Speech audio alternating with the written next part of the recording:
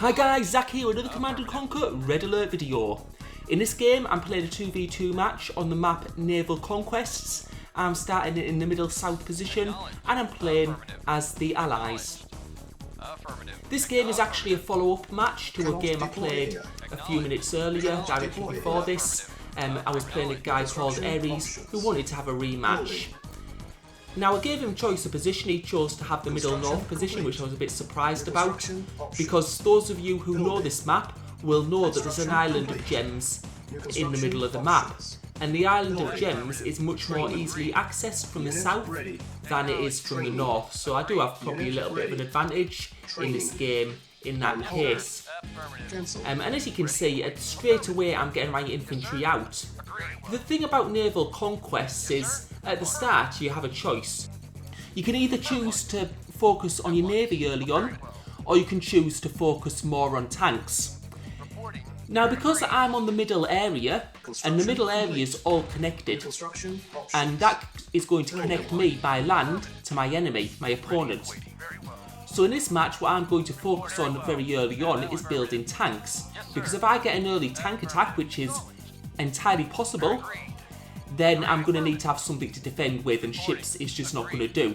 I am going to need to build ships, like it's Naval Conquests. I am going to need to build ships on this map, but I am going to be building tanks initially just to defend off from any early attacks, and that's why my scouting is really important, because I'm getting a lot of the map uncovered, because I want to be able to see if my enemy does decide to attack me early on. So scouting is very, very important in this case. I also need to be able to see where my enemy is expanding to, because what tends to happen is a lot of people, you build a lot of MCVs in this game because you try and expand your base to different locations where there's a lot of ore. And it's all about map control, and as you can see, as I said at the start, there's a gem island in the middle, and I've just expanded to it, and when I build the next ore refinery it's going to be right in the centre of that, so that's going to give me a really good ore income. As you can see, I'm getting quite far with my scouts. It looks like my enemy's not blocking a lot of the places with scouts, so that's really good for me because it's meaning I'm getting a lot of the map uncovered. And you can see now I'm going on to medium tanks. I think medium tanks are probably the best for this. And as you can see, I now know that my enemy is coming with some tanks from the north. So really getting that map uncovered has really benefited me because I know which side they're coming from. So you can see he's got 4 medium tanks. He must have rushed those because that's very, very early. It's going to put me in maybe in a bit better position if I can defend against this, because I do have more ore trucks. And I've also got that ore refinery in the middle there. And there you can see red with a destroyer. That's my teammate, so it might provide a little bit of backup. And you can see I'm starting to get my tank numbers up. I've got 3 tanks now, so I think I'm going to be okay here, fortunately.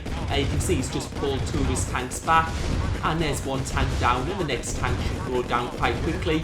You can see also that destroyer's there to give me a little bit of backup also.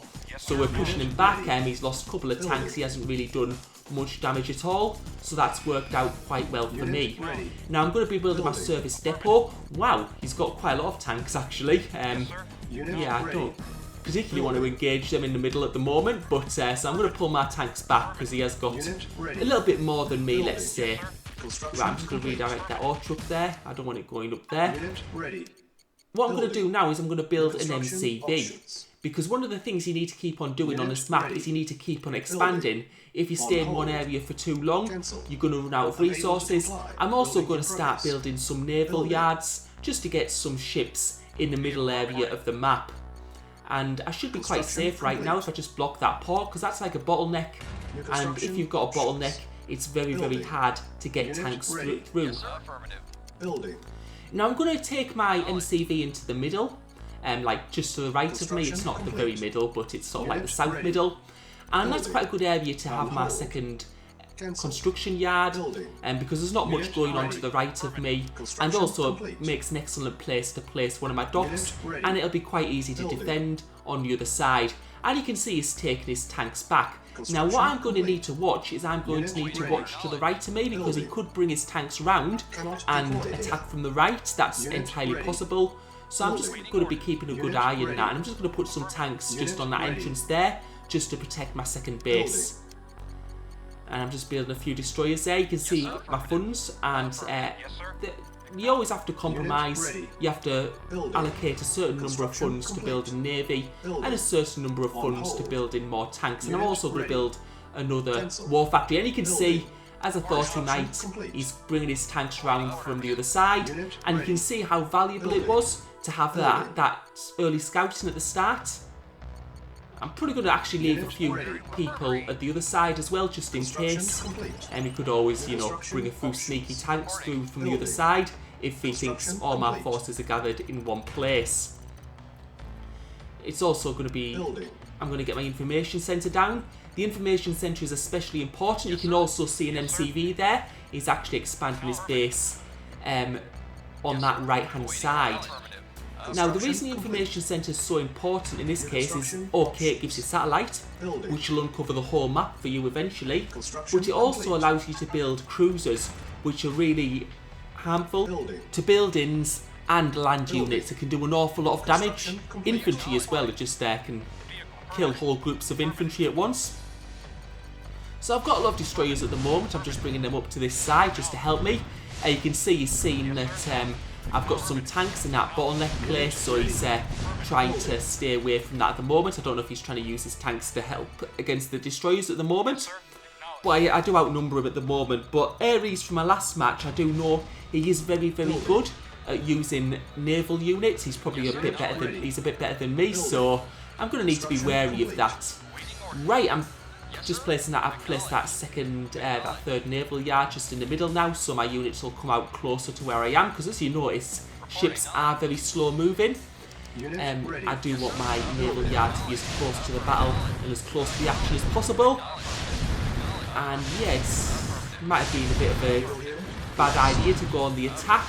I'll see if I can clear this up. I do have superior units, but he will be producing his destroyers right next to where, yeah, you can see although I had the upper hand early on, I think he's going to quickly overwhelm me. He's trying to use his tanks to help a little bit as well.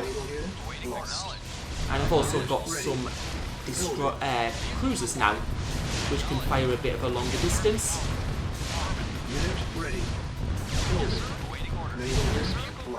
Yeah, you can see it's a little hard in that position for me, and he's pushing me back a little bit at the moment. He's done quite a decent job there.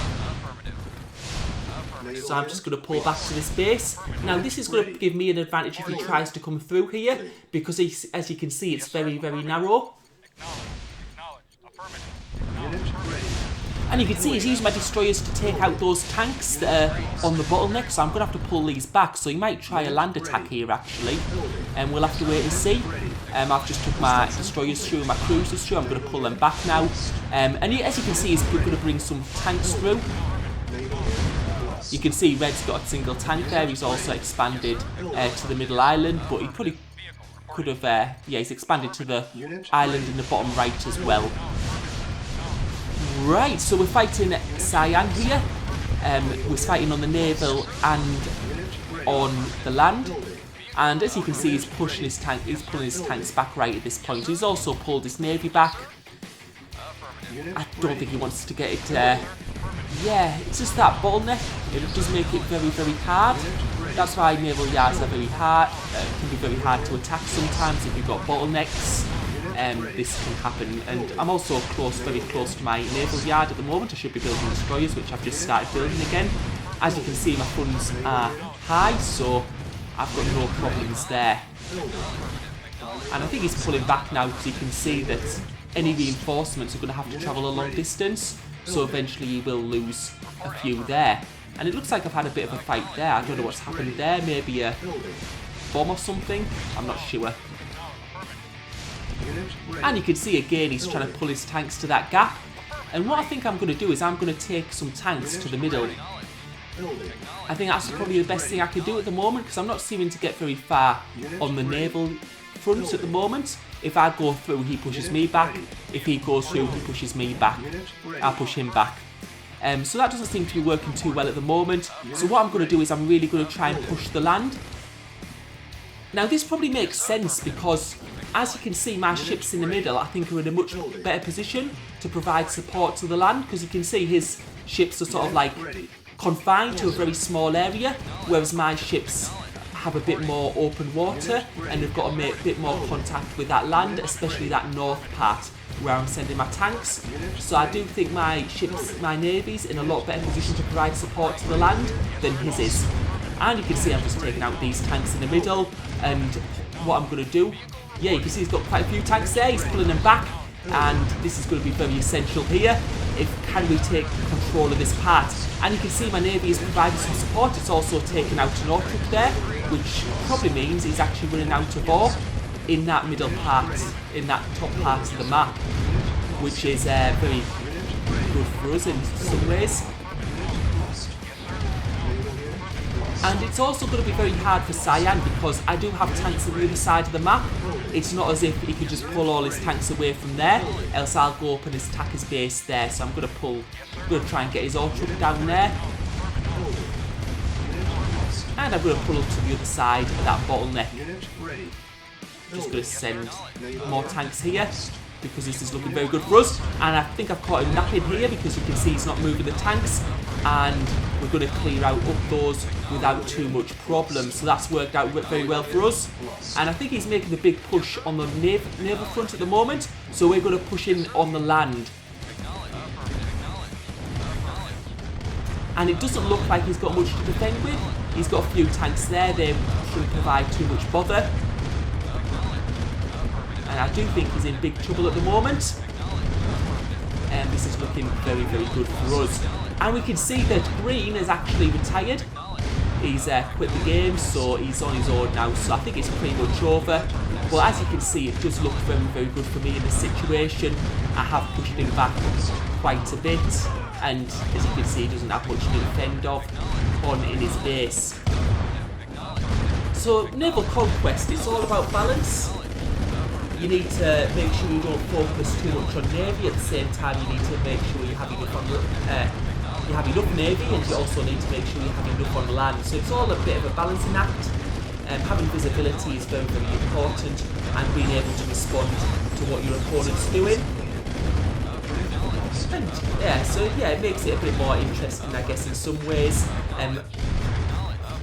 compared to your other maps where there's only one way you can win. Right, thank you for watching, hope you enjoyed the video.